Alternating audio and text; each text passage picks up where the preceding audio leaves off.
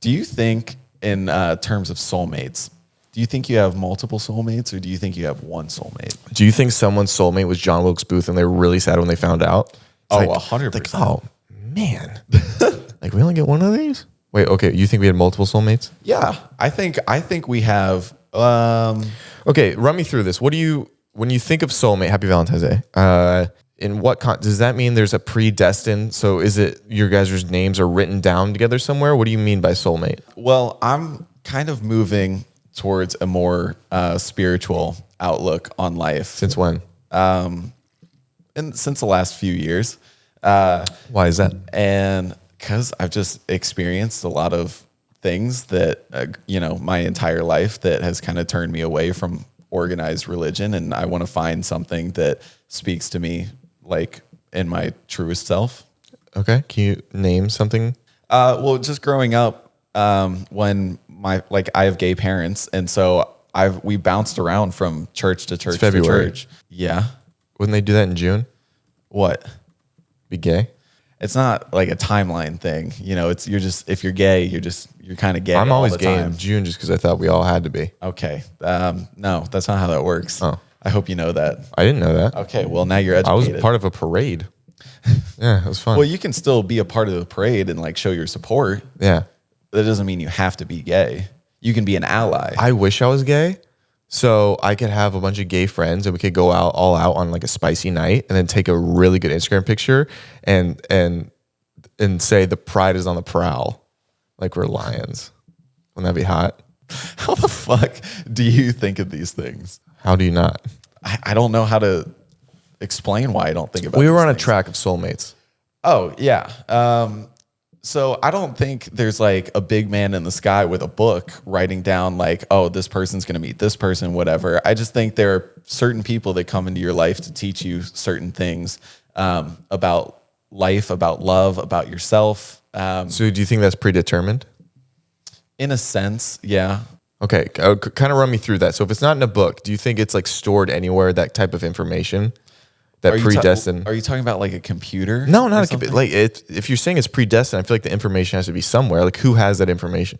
That's what I don't know. That's Okay.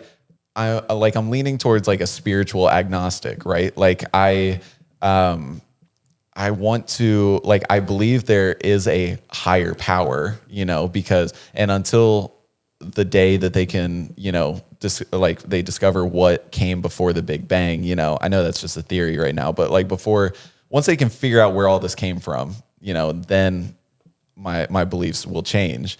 But as of now, I believe there's a higher power. I just call that, no, I just call it the universe, right? There's no like gender role assigned to it. Very 2023 of you.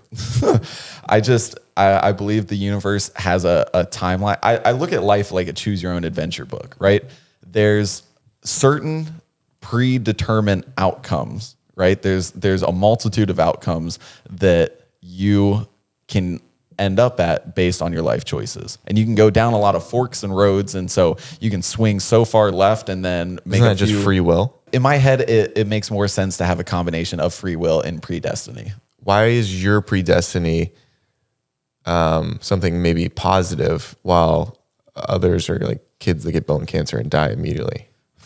See, that's just what I want. I'm like, that's a genuine question. No, I think that's a very valid question. I also, I don't know if I believe in this fully, but I read a book a long time ago called Many Lives, Many Masters. And it was about a psychiatrist. Yeah, a psychiatrist that puts one of their patients under hypnotherapy and to deal with like a lot of phobias and anxieties that this patient had that were like crippling to her everyday life. And when she went under hypnotherapy, she started speaking in like different voices and accents and spouting all these stories about different lives that she had lived, right? And she would take her doctor through a bunch of these. Like she was like a child in ancient Egypt, and there was a time where she fought in World War I. And so I don't know if I'm 100% a believer of like reincarnation or multiple lives just yet, but I believe there's some there could be some validity to that. And so I feel like each life you learn. Why do you think there could be some validity to that? I don't know. I'm going to be honest. It's just what I believe. This is my question. Like when a lot of people, some people die and come back and they'll say, oh, I had this crazy experience. But then we learned that your mind is flooded with dreams when you die. Maybe, and same thing with psychedelics. It's like you're flooded with, these different type of things, different emotions, different hallucinations. But what if the hypnosis was tapping into something like a psychedelic and she just thought that these things were happening when they really weren't? That's entirely possible. Plausible? Plausible?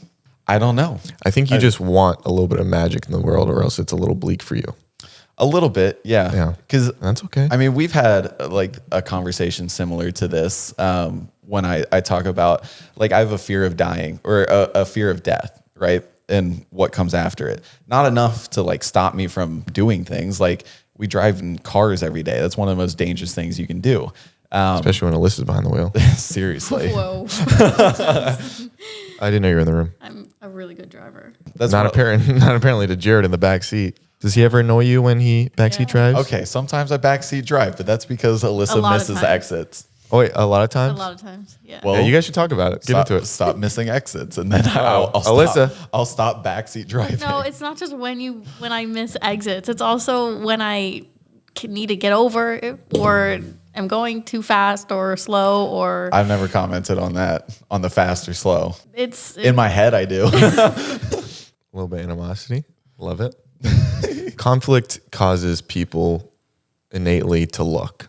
If you're in a store and someone starts yelling, you look.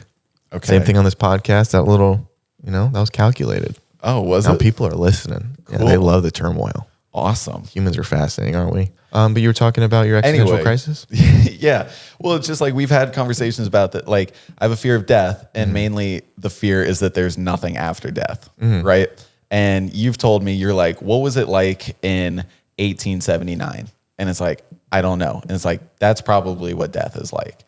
And while that's true, that is like, that's terrifying to me. Do you think it's a little egotistical to think that you could not exist? I don't think it's egotistical to think you could not exist.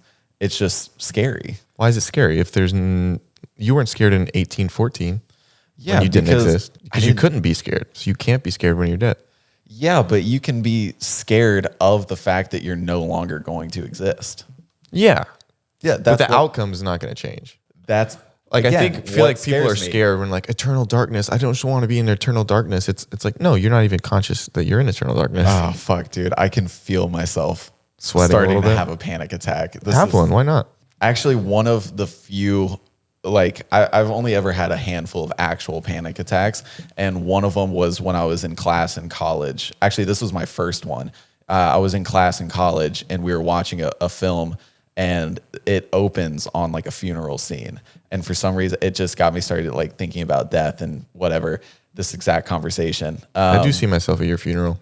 Okay. I hate when you say that. Why? I had great speech. You want to hear it? Because that either, no, I don't want to hear it. I have it written down. I've already written it and just figured it's going to happen. Okay. That's really sad. What are we going to do about rent? I don't know. You're the breadwinner. You figure it out. We're not married, but we could be, especially in this day and age. Thanks, Obama. Is he the one that did it? Yeah. Thanks, Obama. Anyway, somehow we got onto death when I was trying to talk about soulmates.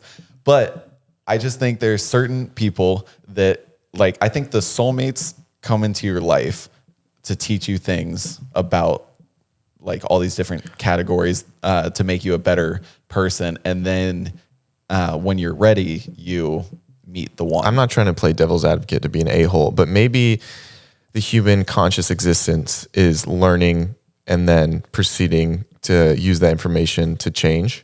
So maybe you're perceiving it as any kind of predestiny, but you're just a human who soaked up information from a relationship and it didn't go well. So you adapted, which is human nature, and that which caused you to change.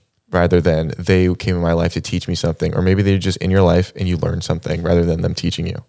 I think I just like to romanticize life. No, I know. And I think it's more interesting if you think about it for me personally. Okay. Rather than imagine just like living in a world. I mean, I guess you kind of do, but just like living in a world that is so cold and calculating, and there's no like, I get a sense of warmth from the fact that, like, thinking about things were meant to happen, or what? She's sucking on a sucker. Okay. Take your job professionally, man.